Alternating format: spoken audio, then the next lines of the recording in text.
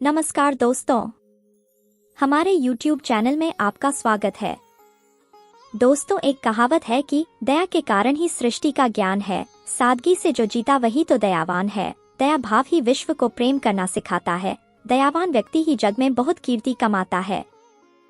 दया एक भाव है जो मानव को मानव सिखाता है, इसी दया भाव के कारण मानव महामानव बन जाता है। दया की भावना एक ऐसी भावना है जो इंसान को जीना सिखाती है।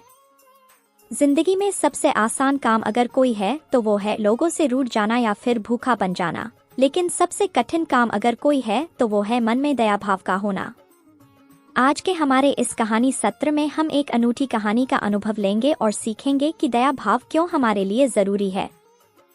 तो चलिए दोस्तों, कहानी शुरू करते हैं। एक समय भारत की प्राचीन भूमि में परंपरा और रीति रिवाजों से गहराई से जुड़ा एक समुदाय रहता था। उनमें भक्तों का एक समूह था जो एक भव्य समारोह की तैयारी कर रहा था, एक ऐसा समारोह जिसका उन्हें विश्वास था कि यह उन्हें आत्मज्ञान और दैवीय कृपा के करीब लाएगा। इस अनुष्ठान के केंद्र में एक राजसी बैल की बलि थी। माना जाता है कि यह देवताओं को प्रसन्न करता है और समुदाय के लिए समृद्धि सुनिश्चित करता है। जैसे ही समारोह की तैयारियां चरम पर पहुंच गईं, आसन बलिदान की खबर दूर दूर तक फैल गई। जिन लोगों ने इसके बारे में सुना, उनमें एक युवा राजकुमार सिद्धार्थ भी थे, जो बाद में बुद्ध के नाम से जाने गए।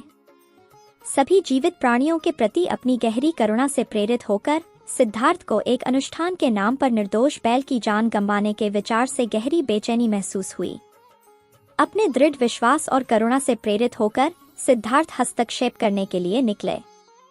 उन्होंने विनम्रता और दयालुता के साथ भक्तों से संपर्क किया, अनुष्ठान के पीछे के उद्देश्य और इसे बढ़ावा देने वाली मान्यताओं को समझने की कोशिश की।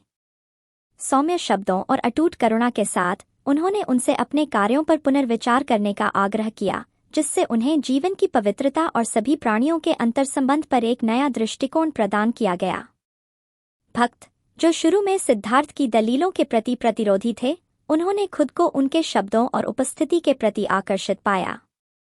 उनकी शिक्षाएं उनके दिलों में गहराई से प्रतिध्वनित हुईं, जिससे उनमें करुणा और सहानुभूति की भावनाएं जागृत हुईं, जिन्हें उन्होंने लंबे समय से दबा रखा था।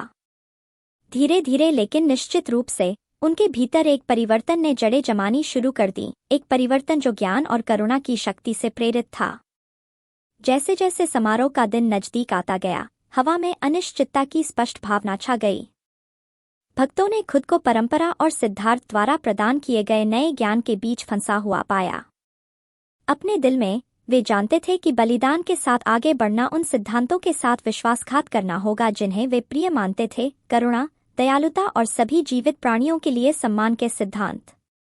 गहरी स्पष्टता के एक क्षण में भक्तों के नेता आगे बढ़े, उनकी आवाज भावना से कांप रही थी। आंखों में आंसू भरकर उन्होंने एकत्रित भीड़ के सामने घोषणा की कि बलिदान नहीं होगा। इसके बजाय सिद्धार्थ की शिक्षाओं से प्रेरित होकर वे एक नए रास्ते पर चलेंगे, जो करुणा, ज्ञान और सभी प्राणियों के अंतर्निहित मूल्य की पहचान द्वारा निर्देशित होगा। जैसे ही यह खबर पूरे देश में फैली, इससे प्रेरणा और आशा की लहर दौड़ गई, जिसने इसे सुनने वाले सभी लोगों के दिलों को छू लिया। सिद्धार्थ, जिन्हें अब करुणा और ज्ञान के प्रतीक के रूप में जाना जाता है, ने मार्गदर्शन चाहने वाले सभी लोगों के साथ अपनी शिक्षाओं को साझा करना जारी रखा, जिससे अनगिनत आत्माओं को ज्ञान और आंतरिक शांति की राह पर ले जाया गया। और इसलिए सिद्धार्थ और बैल की कहानी करुणा की परिवर्तनकारी शक्ति और हम में से प्रत्येक के भीतर मौजूद गहन ज्ञान की एक शाश्वत याद दिलाती है। यह इस स्थायी सत्य के प्रमाण के रूप में कार्य करता है कि भक्ति का सबसे बड़ा कार्य वे हैं जो सभी जीवित प्राणियों के लिए प्रेम, दया और सम्मान में निहित हैं।